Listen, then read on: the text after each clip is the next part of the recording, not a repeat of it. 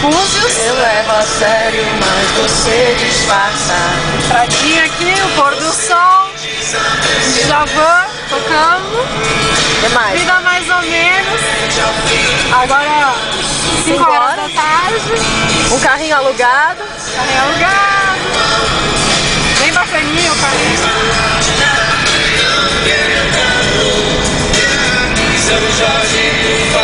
Me presta o dragão.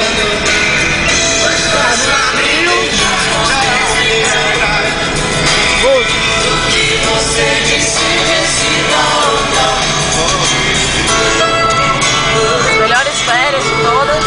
Nossa, as melhores. Legal. A polícia. Uhul, passamos!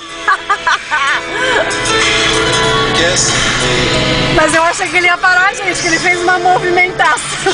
E eu continuei filmando, se liga. Tomou um enquadro em Búzios.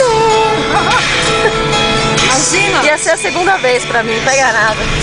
Aí esqueci minha habilitação lá com o cara.